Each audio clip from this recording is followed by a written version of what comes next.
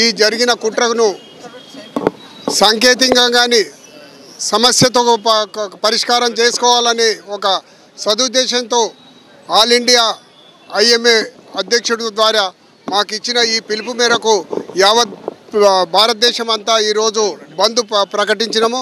ఆ బంద్ సందర్భంలో ప్రతి విద్యార్థి కానీ ప్రతి డాక్టర్ కానీ ఈరోజు 24 hours మార్నింగ్ 6 o'clock రేపు 6 o'clock వరకు బంద్ చేసి ఈ దుష్టశక్తులను అరికట్టడానికే మేము కోరుకుంటున్నాము.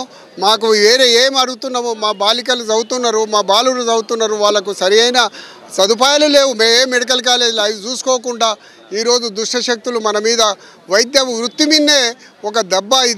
ఈ దెబ్బను మనము పోగొట్టాలనుకుంటే మీరందరూ ఐక్యంగా ఉండాలి. మా ప్రత్యేకంగా ప్రజల నుంచి ఇది సహకారం అందాలి. ప్రజల సహకారంతోనే మేము ఏదైనా సాధిస్తాము. కాబట్టి ఈ సందర్భంలో జరుగుతున్న ఈ అత్యాచారాన్ని పాపకు అన్యాయంగా వాళ్ళ కుటుంబానికి మా యొక్క ప్రగాఢ సానుభూతితో వెలబుచ్చుతూ Mahabubnagar IMA and government general hospital, government medical Mahabubnagar college, తర్వాత ఎస్విఎస్ హాస్పిటల్, నవోదయ కాలేజు, అన్ని nursing homes, private nursing homes, dental college, dental associations, pharmacy, తర్వాత ల్యాబ్ టెక్నీషియన్స్, మన మెడికల్ షాప్ అసోసియేషన్స్, తర్వాత ఫార్మసీ, బిహెచ్ఎంఎస్, బిఏఎంఎస్, ఆయుష్, వీళ్ళందరూ దాంట్లో సంఘీభావం జరుపుతూ వారు కూడా ముందుకు వచ్చినందుకు మాకు ఈ ప్రత్యేకంగా విలేకరులకు, ప్రెస్ మీడియాకు, తర్వాత వీళ్ళందరికీ మా యొక్క పేరున కృతజ్ఞతలు. Thank you. ఇలాంటి ఘటనలు జరిగినప్పుడు నిరసనల ప్రదర్శనలో పెద్ద ఎత్తున హోరెత్తిస్తున్నారు, కానీ కేంద్ర ప్రభుత్వం నుండి స్పష్టమైన హామీ మీ డాక్టర్లకు లభించడం లేదు సార్. చాలా జరిగాయి ఇప్పటివరకు. మీరేం డిమాండ్ చేస్తున్నారు? మేము మీరు ఇచ్చిన డిమాండ్ను, మీరు ఇచ్చిన రూల్స్ను, మీరు ఇచ్చిన ఆడిట్ను, మీరు ఇచ్చిన యొక్క ప్రిన్సిపల్ను మీరు ఇంప్లిమెంట్ చేయమని కోరుతున్నాము. ఇలాంటివి చేస్తే వాళ్ళు సెంట్రల్ గవర్నమెంట్ వాళ్ళు స్ట్రిక్ట్గా ప్రొటెక్షన్ యాక్ట్ కానీ తీసుకొని వచ్చి కూడా ఏం చేయలేకపోతున్నారు. కాబట్టి ఈ సందర్భంలో మేము వారిని రిక్వెస్ట్ చేస్తున్నాము, డిమాండ్ చేస్తున్నాము. ఖచ్చితంగా ఇది ఇంప్లిమెంట్ చేసి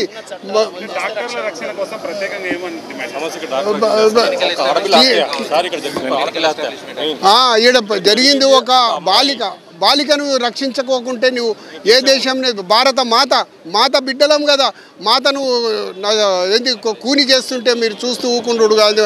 భారత మాతకున్న విలువ లేదని నేను కోరుతున్నాను. అందరూ ర్యాలీ తీయడం జరిగింది.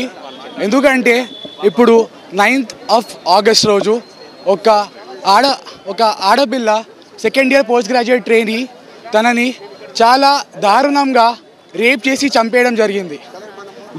ఎందుకు జరిగింది? అది సెక్యూరిటీ ఫోర్సెస్ లేదు కాబట్టి. సెక్యూరిటీ ఎందుకు లేదు? అట్లానే మన ప్రభుత్వానికి కూడా నేను రిక్వెస్ట్ చేస్తున్నాను, మన ప్రభుత్వం కూడా సెక్యూరిటీ ప్రొవైడ్ చేయడానికి ప్రైవేట్ కాంట్రాక్టర్స్ దగ్గర నుంచి తీసుకుంటున్నారు. మాకు ఒక గవర్నమెంట్ సెటపే కావాలి సెక్యూరిటీ కోసం. ప్రైవేట్ కాంట్రాక్టర్స్ అలవాటు అయిపోయి వాళ్ళు సఫిషియెంట్ సెక్యూరిటీ ప్రొవైడ్ చేయట్లేదు. మా మహబూబ్నగర్ హాస్పిటల్లో కూడా ఇదే ప్రాబ్లం ఉంది.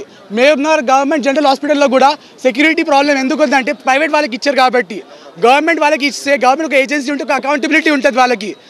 ప్రైవేట్ వాళ్ళకి ఇచ్చేసరికి వాళ్ళందరూ అలవాటు అయిపోయి రాకుండా డ్యూటీ నైట్ చేయకుండా ఎవరు లేరు. నైట్ క్యాజువాలిటీ దగ్గర ఒక్క సెక్యూరిటీ గార్డ్ ఉండరు నైట్ టైము. ఇప్పుడు ఎవరైనా ఏమైనా చేస్తే అటెండర్లు ఎవరైనా దాడి చేస్తే మన మీద ఎవరు బాధ్యత తీసుకుంటారు? ప్రైవేట్ వాళ్ళు ఏం చేయలేరు, వాళ్ళందరూ వెళ్ళిపోతారు. గవర్నమెంట్కి బాధ్యత ఉండాలి, గవర్నమెంట్ వాళ్ళే సెక్యూరిటీ ప్రొవైడ్ చేయాలి. అలాగే ఒక డాక్టర్ పైన దాడి జరిగినప్పుడు వెంటనే శిక్షించాలి. ఒక కోర్ట్ ట్రయల్ అవన్నీ ప్రొలాంగ్ చేసేసి 1 నెల 2 నెలలు 3 నెలలు చేయకండి. వెంటనే చేసిన వెంటనే వాళ్ళకందరినీ అరెస్ట్ చేయాలి, జైలు లోపల వేయాలి. మీరు ఎంత లేట్ చేస్తే అంత దాడులు జరుగుతూ ఉంటాయి. మహబూబ్నగర్ జనరల్ హాస్పిటల్లో కూడా కాదు, ప్రతి జనరల్ హాస్పిటల్లో ప్రైవేట్ వాళ్ళకి ఇచ్చారు కాంట్రాక్ట్. సెక్యూరిటీ ప్రభుత్వం మెడికల్ కాలేజ్ అన్ని హాస్పిటల్స్లో ప్రైవేట్ వాళ్ళకి ఇవ్వడం జరిగింది కాంట్రాక్ట్. మాకు అది గవర్నమెంట్ వాళ్ళది కావాలి, గవర్నమెంట్ ఏజెన్సీ ఉండాలి సెక్యూరిటీకి కూడా. ఇది మా గవర్నమెంట్ నుంచి రిక్వెస్ట్. నాకు అందరికీ ఒక పిల్లలా మాట్లాడుతున్నాను. అక్కడ కోల్కతా అంత పెద్ద రాష్ట్రంలో కూడా అలా అసలు అయ్యింది.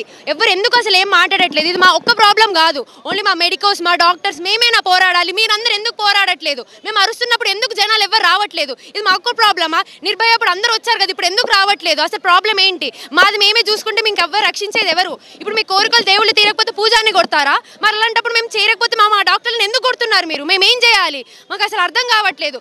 ఇప్పుడు మీరు అందరూ కూడా ఎందుకు ప్రైవేట్ హాస్పిటల్స్కి వెళ్తారు? గవర్నమెంట్ హాస్పిటల్స్కి ఎందుకు రాదు? అక్కడ మంచి ట్రీట్మెంట్ అవ్వట్లేదు, అక్కడ ఫెసిలిటీస్ లేవని. ఫెసిలిటీస్ లేకపోతే అసలు మేమన్నా ఏం చేయాలి? మాకు ఫెసిలిటీస్ కావాలి, మాకు సెక్యూరిటీ కావాలి. ఇప్పుడు ప్రతి ఒక్క మెకానిక్ కన్నా రాత్రి రెస్ట్ తీసుకుంటాడు, ఒక డాక్టర్కి ఎందుకు రెస్ట్ వద్దు? ఎందుకు 30 hours డ్యూటీ చేయాలి? 36 hours, 48 hours అసలు మేము ఎందుకు చేయాలి అంతసేపు? మాకు రెస్ట్ అంటూ ఉండొద్దా? రెస్ట్ ఉండడానికి ఒక రూమ్ ఉండదు, ఎక్కడ పడుకోవాలో మాకు తెలియదు. అసలు ఎక్కడ పడుకోవాలి మేము? అమ్మాయిలకి అబ్బాయిలకి ఎవరికన్నా సరే పడుకోవడానికి రెస్ట్ ఉండదు, అసలు ఏముండదు. శానిటేషన్, వాష్రూమ్స్ ఉండవు. మాకు మా ఒక్క హాస్పిటల్నే కాదు, కోల్కతా ఆర్జీ కాలేజ్ అనే కాదు, ప్రతి హాస్పిటల్ ఎక్కడా లేదు.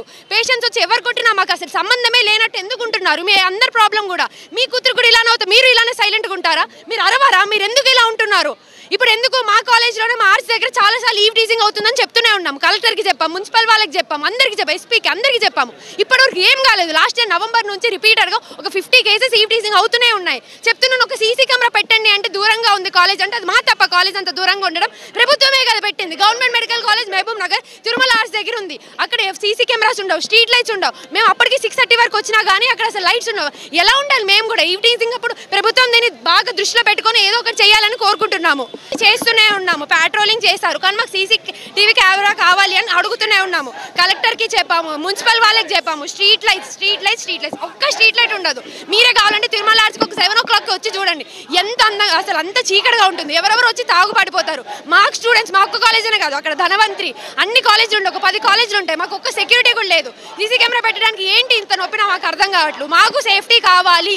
మా పేరెంట్స్ ఎక్కడి నుంచో దూరంగా పంపించినప్పుడు మాకు ఆ మాత్రం భద్రత లేకపోతే ఇంకెందుకు? మాది కూడా ఉస్మానియా ఖాన్ పెద్ద కాలేజ్ అవ్వాలని ఉంటుంది కదా. మాకు ఆ సెక్యూరిటీ లేకపోతే మేము ఎలా చెప్తాం మా జూనియర్స్కి కాలేజ్ రమ్మనేసి? మాకు సీసీ కెమెరా, స్ట్రీట్ లైట్స్ కావాలి మా తిరుమల ఆర్ట్స్ దగ్గర.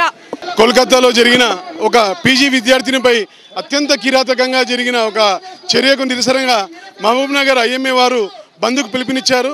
ఆ బంద్కు IMAకి అనుబంధ సంస్థగా ఉన్న మా మెడికల్ అసోసియేషన్ మరియు RMP అసోసియేషన్ అందరూ కూడా వాళ్ళకి మద్దతు తెలిపి ప్రతి ఒక్కరు కూడా ఈరోజు వారి యొక్క సేవలను బంద్ చేసి, షాపులను బంద్ చేసి ఇక్కడ రావడం జరిగింది.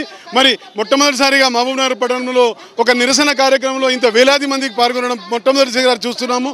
మా మెడికల్ అసోసియేషన్ తరఫు నుంచి కూడా IMA వారికి సంపూర్ణ మద్దతు తెలుపుతూ ఎలాంటి వారికైనా శిక్షించాలి, మరి ఎవరిని కూడా విడిచిపెట్టకూడదని కోరుతూ ఇక్కడ పాల్గొన్న ప్రతి ఒక్కరికి కూడా ధన్యవాదాలు తెలుపుతున్నాము.